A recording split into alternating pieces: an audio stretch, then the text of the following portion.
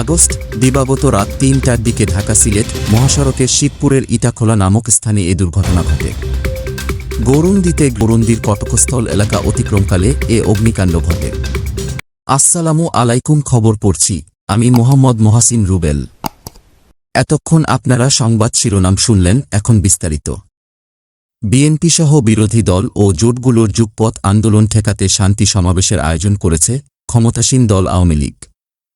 শুক্রবার বিকেল ৩টায় ২৩ বঙ্গবন্ধু এভিনিউতে দলীয় কার্যালয়ের সামনে সমাবেশ অনুষ্ঠিত হবে। ইতোমধ্যে মঞ্চ তৈরিসহ সব প্রস্তুতি শেষ হয়েছে। এদিকে সরকারের পদত্যাগ, সংসদ বিলুপ্ত ঘোষণা ও নির্দলীয় সরকারের অধীনে নির্বাচনের দাবিতে যুগপৎ আন্দোলনের কর্মসূচির অংশ হিসেবে শুক্রবার কালো পতাকা মিছিল করার ঘোষণা দিয়েছে বিএনপিসহ বিরোধী দলগুলো। এর প্রতিক্রিয়ায় শান্তি সমাবেশের আয়োজন করেছে ঢাকা দক্ষিণ আওয়ামী লীগ। দলের দপ্তর সম্পাদক রিয়াজ উদ্দিন রিয়াজ বলেন, আমরা শান্তি সমাবেশের সকল প্রস্তুতি সম্পূর্ণ করেছি। বিকেল ৩টায় বঙ্গবন্ধু এভিনিউয়ে কেন্দ্রীয় কার্যালয়ের সামনে সমাবেশ শুরু হবে। তিনি জানান, আওয়ামী লীগের সাধারণ সম্পাদক ও সেতুমন্ত্রী ওবায়দুল কাদের শান্তি সমাবেশের প্রধান অতিথি হিসেবে উপস্থিত থাকবেন। ঢাকা মহানগর দক্ষিণ আওয়ামী লীগের সভাপতি আবু আহমেদ মোন্নাফি সভাপতিত্বে সমাবেশটি সঞ্চালনা করবেন দলের সাধারণ সম্পাদক মোহাম্মদ হুমায়ুন কবির। সমাবেশ আওয়ামী লীগের কেন্দ্রীয় কার্যনির্বাহী সংসদ ও সঢাকক মহানগরের নেতৃবৃন্দ বক্তব্য রাখবেন। মিয়ানমারের রাখাইনে রোহিঙ্গা নিধনের ৬ বছর আজ। এই দিনটিকে রোহিঙ্গারা কালো দিবস আখ্যা দিয়ে রোহিঙ্গা গণহত্যা দিবস হিসেবে পালন করে আসছেন।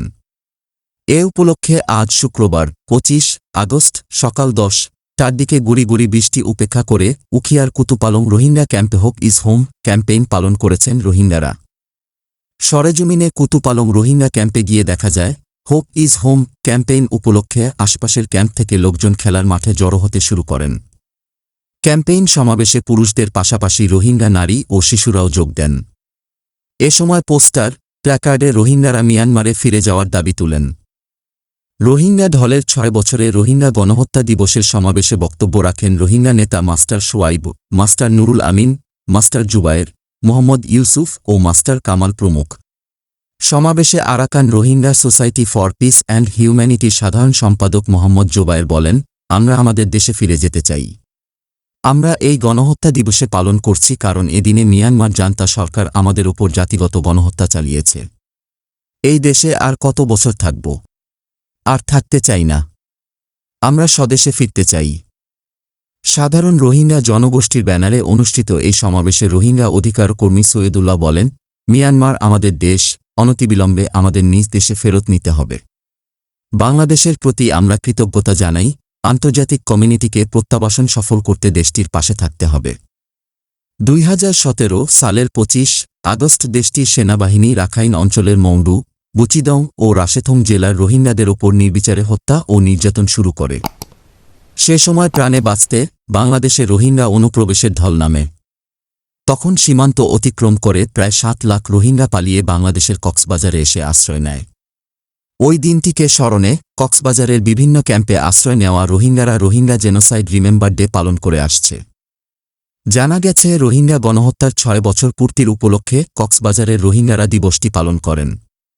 তারা সেখানে মিয়ানমারে গণহত্যার বিচার, দ্রুত প্রত্যাবাসন সহ কয়েকটি দাবি তুলে ধরেন।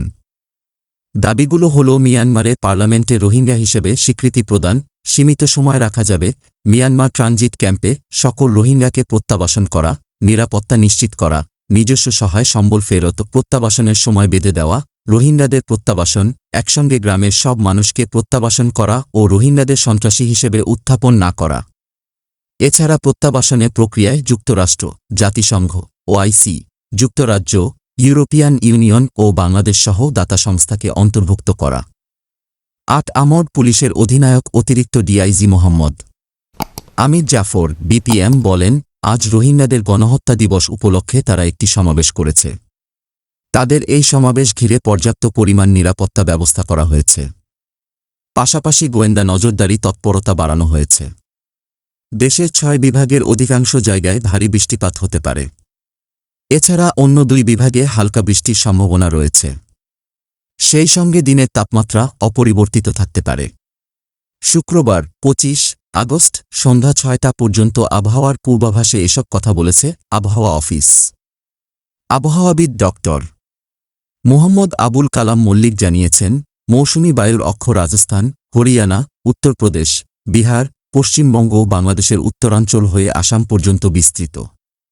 এর একটি বর্ধিতাংশ উত্তর বঙ্গোপসাগর পর্যন্ত বিস্তৃত রয়েছে।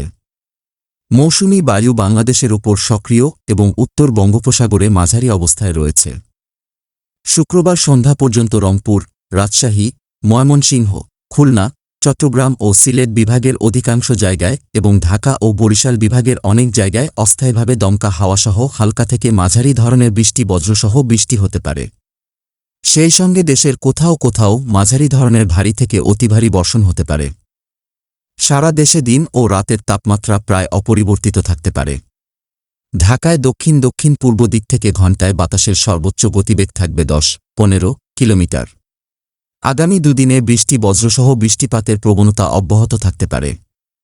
বর্ধিত 5 দিনে আবহাওয়ার সামান্য পরিবর্তন হতে পারে। অন্য এক পূর্বাভাসে বলা হয়েছে, রাজশাহী, রংপুর, পাবনা, বগুড়া, টাঙ্গাইল, ঢাকা, ময়মনসিংহ, ফরিদপুর, যশোর, কুষ্টিয়া, খুলনা, বরিশাল, পটুয়াখালী, নোয়াখালী, কুমিল্লা, কক্সবাজার, সিলেট এবং চট্টগ্রাম অঞ্চলসমূহের উপর দিয়ে দক্ষিণ দক্ষিণ পূর্ব দিক থেকে ঘণ্টায় 45-60 কিলোমিটার বেগে অস্থায়ীভাবে দমকা ঝড়ো হাওয়াসহ বৃষ্টি বজ্রসহ বৃষ্টি হতে পারে। এসব এলাকার নদীবন্দরসমূহকে 1 নম্বর নৌ হুঁশিয়ারি সংকেত দেখাতে বলা হয়েছে। বৃহস্পতিবার দেশে সর্বোচ্চ বৃষ্টিপাত হয়েছে তেঁতুলিয়ায় 100 মিলিমিটার। সর্বোচ্চ তাপমাত্রা রেকর্ড করা হয়েছে চুয়াডাঙ্গায় 35.7 ডিগ্রি সেলসিয়াস। ঢাকায় বৃষ্টিপাত হয়েছে 16 মিলিমিটার আর সর্বোচ্চ তাপমাত্রা রেকর্ড করা হয়েছে 33.2 ডিগ্রি সেলসিয়াস। বৃহস্পতিবার রাত 9টার পর থেকে চুয়াডাঙ্গায় শুরু হয়েছে থেমে থেমে বৃষ্টি, যা আজ শুক্রবারও অব্যাহত আছে। এর ফলে চুয়াডাঙ্গার দিন আনা দিন আয় শ্রমিকরা পড়েছে সবথেকে বেশি বিপাকে। বৃষ্টির কারণে সকালে কাজের সন্ধানে এসে কাজ না পেয়ে শ্রমিকরা তাদের বাড়ি ফিরে যায়। বৃষ্টির কারণে ভ্যান ও রিকশা চালকরা পড়েছে ভোগান্তিতে। অনেকেই বৃষ্টির মধ্যে যাত্রীর অপেক্ষায় আছেন। আজ ছিল সাপ্তাহিক হাট, তবে বৃষ্টি উপেক্ষা করে অনেকেই দেখা গেছে খাদ্যপণ্য কিনতে আসতে। এতে অনেকেই পড়ে চরম দুর্ভোগে। চুয়াডাঙ্গা আবহাওয়া অধিদপ্তরের সিনিয়র আবহাওয়া পর্যবেক্ষক রাকিবুল ইসলাম জানান, এই গুড়ি গুড়ি বৃষ্টি আগামীকাল শনিবার সারাদিন থাকবে। রোববার থেকে সূর্যের দেখা যাবে। তারপর বৃষ্টির পূর্বাভাস আর নেই। শুক্রবার সকাল থেকে দুপুর পর্যন্ত বৃষ্টিপাত রেকর্ড করা হয়েছে মোট 69 মিলিমিটার। নরসিংদীর শিবপুরের ইটাখোলায় ট্রাকের সাথে মাইক্রোবাসের মুখোমুখি সংঘর্ষে 7 জন নিহত হয়েছেন। এ ঘটনায় আহত হয়েছেন আরও 4 জন। আহতদের মুমূর্ষু অবস্থায় ঢাকা মেডিকেল কলেজ হাসপাতালে পাঠানো হয়েছে। বৃহস্পতিবার 24 আগস্ট দিবাগত রাত 3টার দিকে ঢাকা সিলেট মহাসড়কের শিবপুরের ইটাখোলা নামক স্থানে এ দুর্ঘটনা ঘটে। ইটাখোলা পুলিশ ফাঁড়ির ইনচার্জ মোহাম্মদ কবির হোসেন বিষয়টি নিশ্চিত করেছেন। পুলিশ জানিয়েছে, রাতে ঢাকা থেকে সিলেট যাচ্ছিল মাইক্রোবাসটি।